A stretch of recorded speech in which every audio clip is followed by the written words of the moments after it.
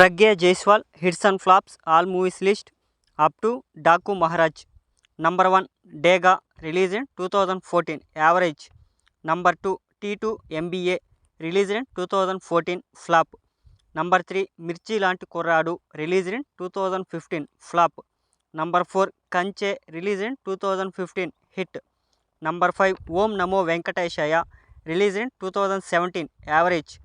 Number 6 Gunturodu released in 2017 average. Number 7 Nakshatram released in 2017 flop. Number 8 Jay Janaki Nayaka released in 2017 average. Number 9 Achari America Yatra released in 2018 flop.